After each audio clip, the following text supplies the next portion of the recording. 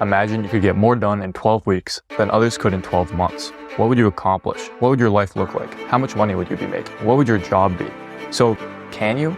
The 12-Week Year is the book that explores exactly this. Why can't we get more done in 12 weeks than others can in 12 months? What's stopping us? In this video, I'm going to take you through the 12-Week Year system, what it is and why it works, and then I'll walk you through making your own 12-week year plan to achieve more in less time. Let's dig in. So, what is it and why does it work? The 12-week year is based on the idea that traditional annual goals and planning often lead to procrastination and a lack of urgency. They give us too much time to accomplish our goals. By breaking down the year into 12-week cycles, we are encouraged to focus on achieving specific, high-priority goals within this shorter time frame. This method involves setting clear, measurable goals, developing a plan of action with weekly tasks, and regularly reviewing progress to adjust strategies as necessary. So essentially, the 12-week year works because it leverages the psychological benefits of urgency and short-term planning to enhance productivity and achieve success more consistently. Okay, now you know why it works. Let's get into a 7-step actionable plan to make your 12-week year and achieve more in less time. Take out a piece of paper or make a Google Doc and follow along. Number 1, set your vision. What does your dream life look like? If you could design your life to look a certain way, how would you design it? What would your job be? What would you do in your free time? How much money would you be making? Take 5 to 10 minutes to think about it and write it down. This vision will be a source of motivation that directs all of your actions. Okay, pause the video and do this now.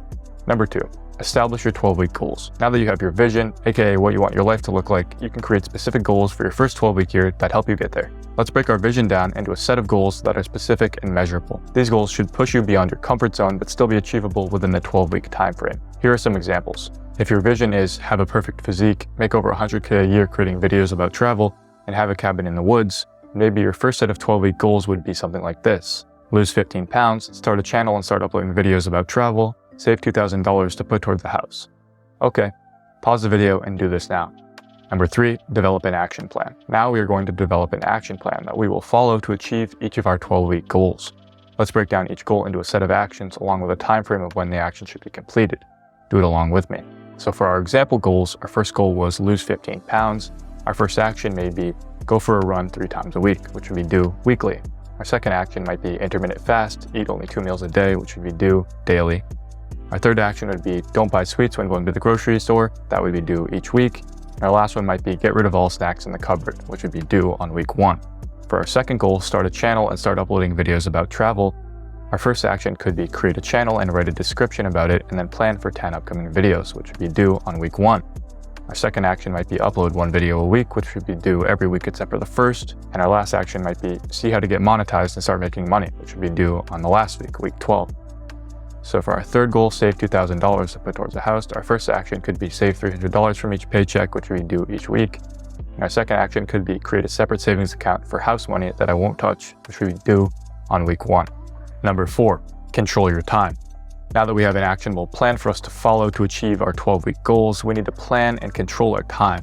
There are 2 steps we want to follow for this. Number 1, block out distractions. I made a video about how to block out social media and other distractions. You can watch that there. Number 2, make a calendar to manage your time and plan your actions. I also made a video about how you can use Google Calendar to manage your life. You can watch that here. So, go through at the start of each week and plan it to make sure you're staying on track with your goals. Number 5, keep a weekly scorecard. Now that we've blocked out distractions and planned our actions each week, we want to keep score of how well we are doing. If we are on track to achieve our 12-week goals. In the book, Brian and Michael suggest 2 types of indicators to track for each task, lead and lag. Lag indicators are our end results, what we're driving towards. Lead indicators are the things that happen early in the execution process. The leads are generally what drive the lags. Let's use our example goals to create lead and lag indicators for each that we can measure each week. So for our first goal, lose 15 pounds, our first indicator might be limited calories to 1,500 or less 5+ days of the week, which would be a lead indicator. Our second one might be worked out 3+ times this week. And our last one might be ate 3 or less sweets this week. Goal 2, start a channel and start uploading videos about travel. Our first indicator might be uploaded at least 1 video this week, which would be a lead indicator. Our second indicator might be prepared/wrote at least 2 videos this week. And our last one might be gained at least 10 subscribers this week. And our last goal, save $2,000 to put towards a house. Our first indicator might be save $200+ this week, which would be lead. Now, our lags, aka the things we don't check off and are just there to monitor progress, might look like this. For our first goal, it might just be our weight. For our second goal, it might be our sub count or the revenue generated. And for our last one, it's just the account balance. Now that we have our indicators written out, we want to track our score each week by checking off how many of the leads we have completed that week.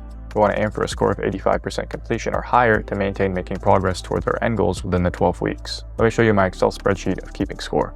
Okay, so here's the Excel spreadsheet to track your progress for your lead and lag indicators. I did this for our example goals. We have lose 15 pounds, start a channel, start uploading videos about travel, and save $2,000 to put towards the house.